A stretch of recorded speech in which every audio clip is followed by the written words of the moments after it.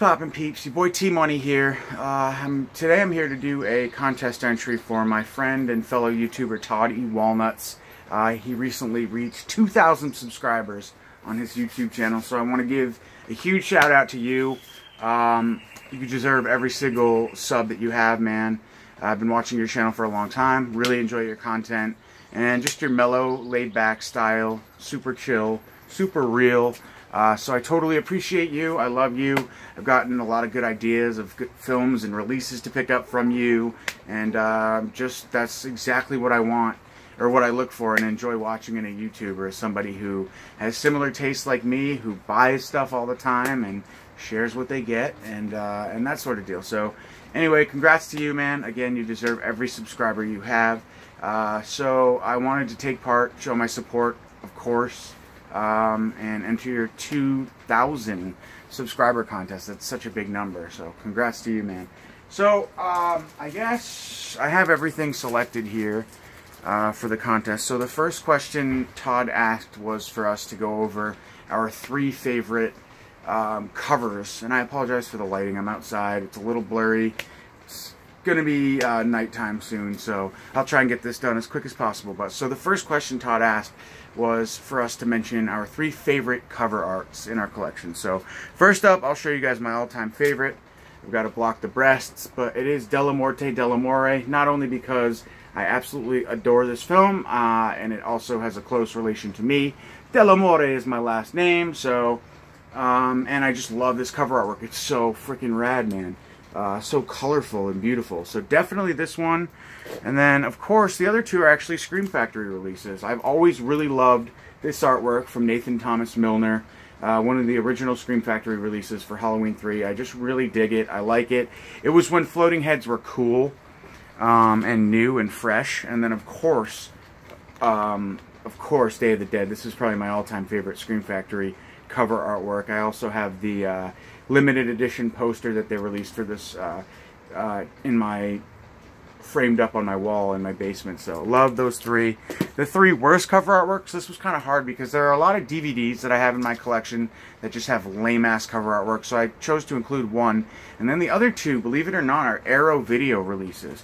So right here we have We Are the Flesh. This is terrible cover artwork. This is actually the reversible cover artwork, so I don't usually feature this. I have the other artwork normally displayed, but I remember Todd mentioned this in a video, how lame and bland this was, and then when I picked up the release, I took a look at it for myself, and I have to agree, man, this artwork is terrible. You know, I could do this. I could print this on my computer. It's that bad. So We Are the Flesh is definitely one of the worst. Another one that's pretty bad in my opinion is Dr. Jekyll and Miss Osborne. Just kind of bland and boring. Never was a fan of this artwork. And then the next one goes to a Troma release. We have Open 24/7. Just kind of a shitty artwork, you know. There's a lot of releases like this on DVD. They're just kind of, you know, I don't know.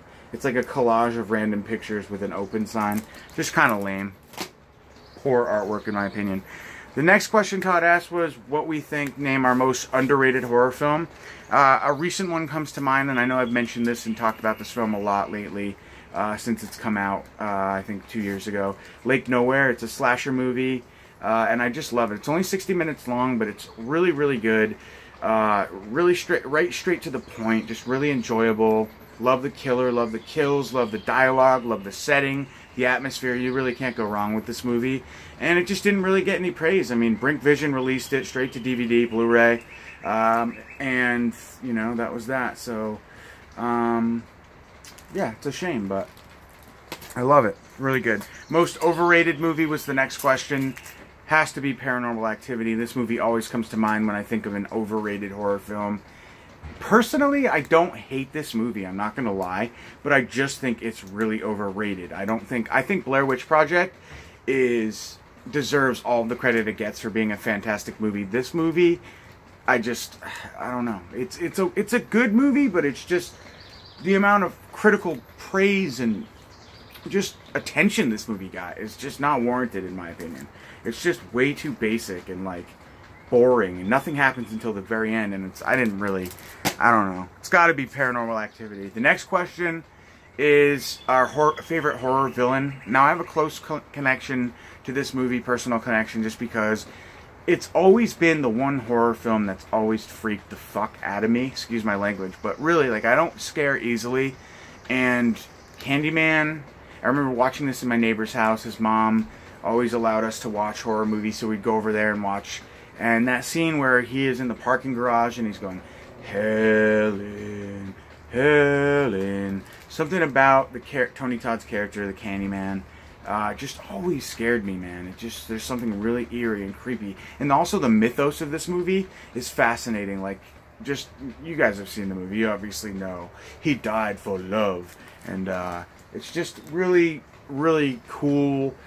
Kind of a, what do you call it? Not an in-depth, but not a one-dimensional character. I feel like there's a lot to this character. It's not just like a Jason Voorhees or a Michael Myers, although the simplicity of those characters are, I think, part of the reason why they work. But Candyman it's more of an in-depth villain. There's a lot to him, to his history, to the reason why he is the way he is, and I just always appreciated that, and I always loved this movie, so I'd have to say my favorite villain is Candyman. He really has a reason for doing what he does. And then I think I might go out of order here. I think the next question was the most gory, brutal horror film in our collection, or disturbing rather, is got to be this one, Bouquet of Guts and Gore. And yeah, because this whole movie is basically just like a mutilation on a table. These two girls are getting mutilated and diced up and, you know, just brutally murdered on these gurneys or whatever. And it's just brutal, and it's hard to watch, and it's disturbing.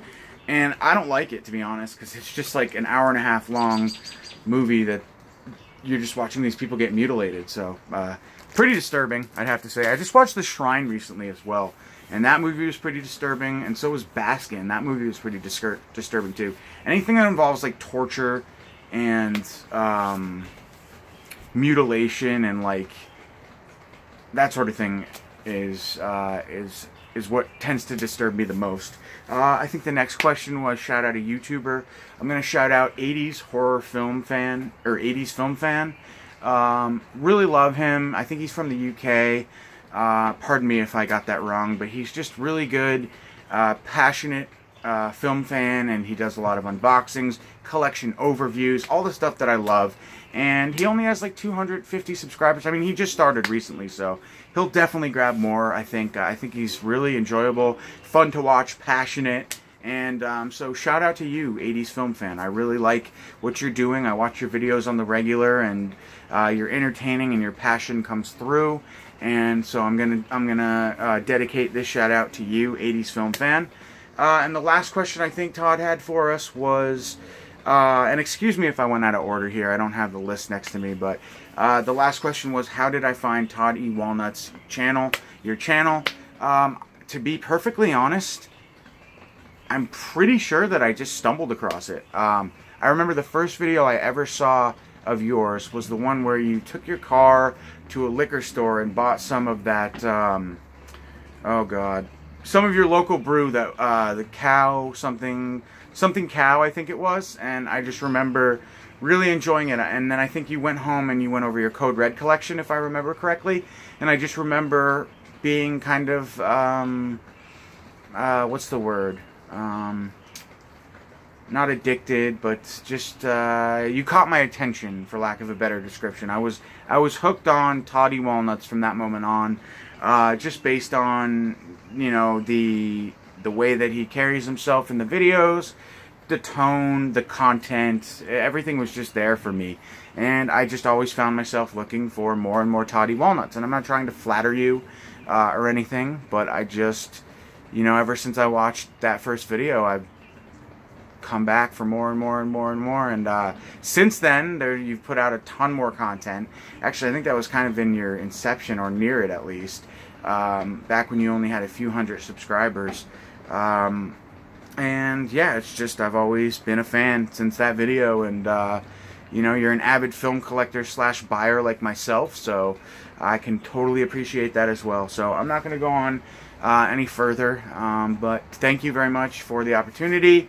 Best of luck to everybody who enters the contest, and shout out to you, Todd Walnuts. Congrats on 2,000. May you have many more, and may you keep making videos, man. And I know you're busy in life right now. You just moved, and you got a lot of shit going on. You have kids. You have a big job. All that goodness. But don't forget about us, because we are always sitting, waiting in the dark for you to put out some more good content for us to enjoy. So, anyway, thanks again, man. Talk to you soon, I guess. Yes. Catch you later. Thanks again for the opportunity. Peace.